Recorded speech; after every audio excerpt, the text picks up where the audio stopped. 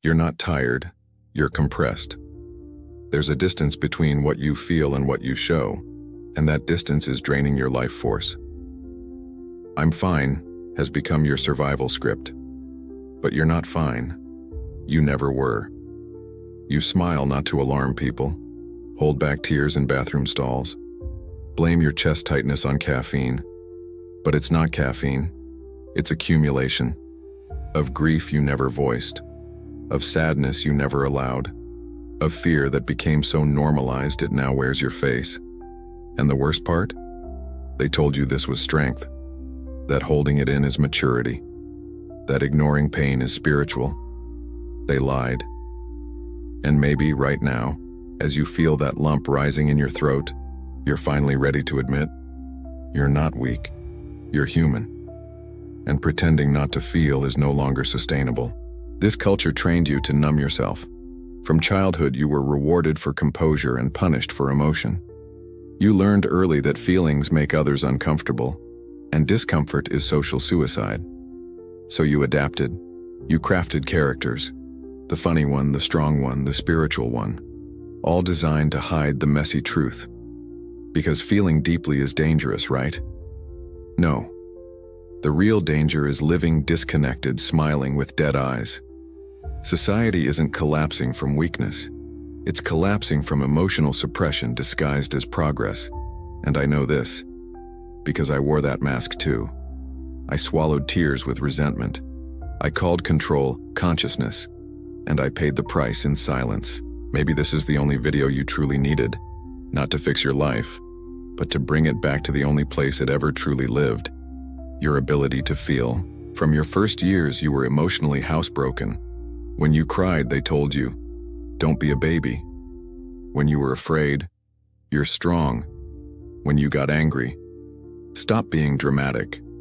Bit by bit, you were trained out of your truth. School taught you math, but not what to do with the sadness between classes. Family taught you obedience, not how to name your pain. Religion taught you guilt before it taught you compassion.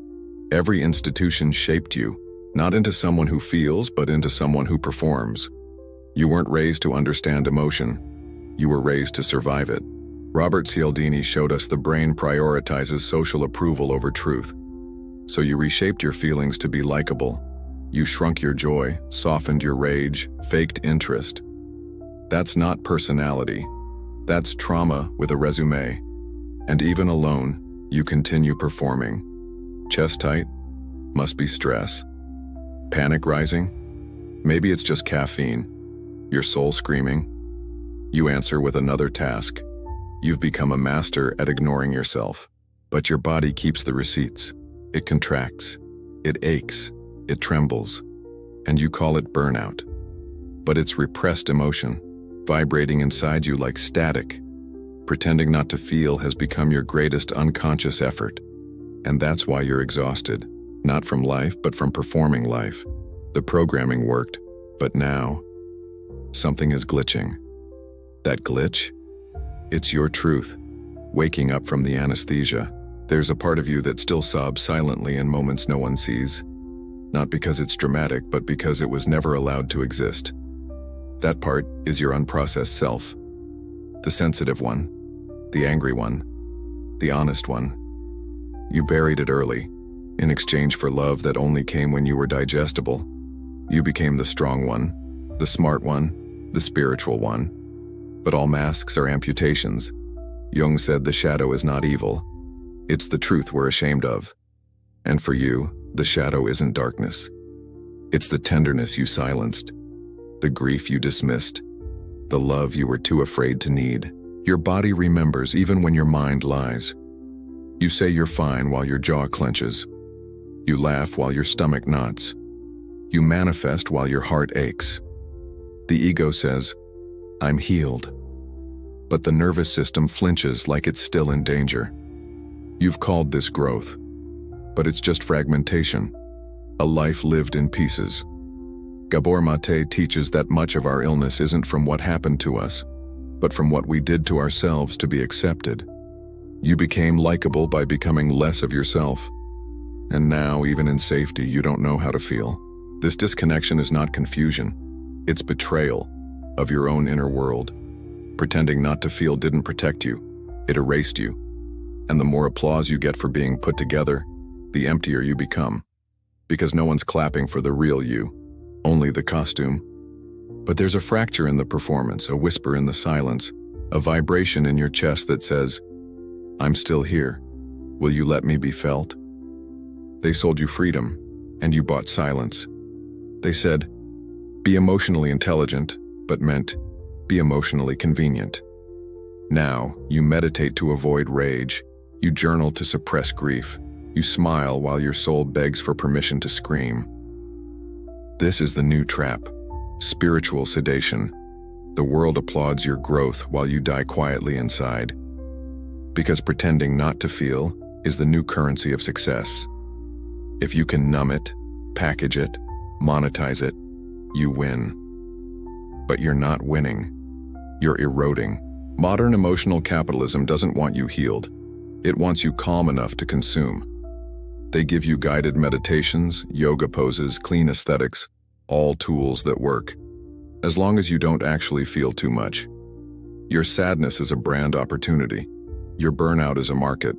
But your truth, that's dangerous.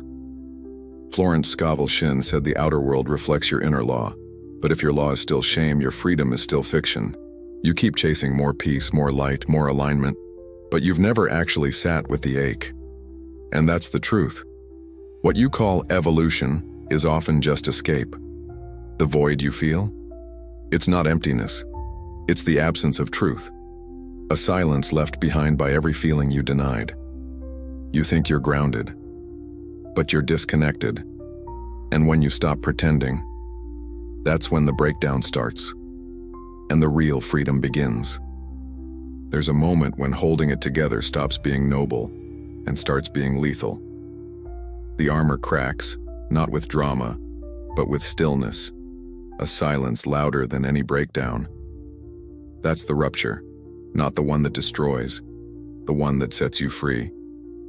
When you stop trying to be functional and finally collapse into what's real, not to fix it, just to feel it.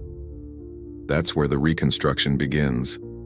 On the ground, in the grief, inside the body that never lied. Viktor Frankl said meaning is found in facing suffering with courage. But what if courage isn't pushing through? What if it's falling apart with presence? What if healing isn't becoming more? It's unbecoming the version of you that was acceptable. You don't need to raise your vibration. You need to stop silencing it. Real recalibration begins when you stop translating your feelings into digestible language and start letting them roar. It's not graceful. It's not shareable. It's raw, holy chaos. But within it is coherence. The nervous system remembers its own rhythm. The body begins to soften. You speak, and it's not a performance. It's truth. The people who stayed for your performance begin to vanish.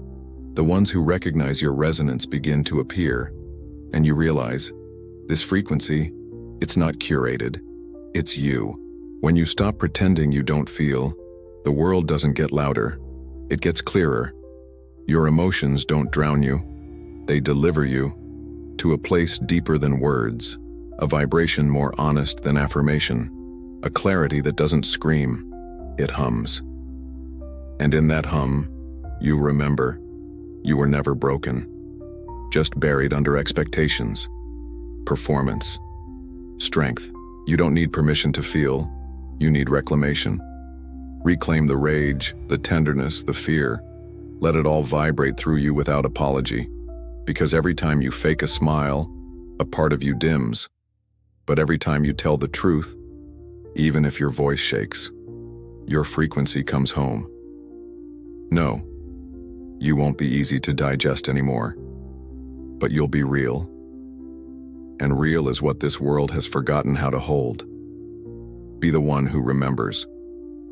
You didn't numb out because you're strong. You numbed out because you had no other choice. They taught you that holding back tears was maturity, that ignoring the pain was victory, that staying silent was strength. But now something cracks, and in that crack, something true begins. Step into the map of occult reprogramming and allow your feelings to finally exist. Comment below. I don't have to pretend I don't feel. I am the vibration of my own truth. Share this with someone still performing calm while silently collapsing. And if you're done faking it, subscribe now.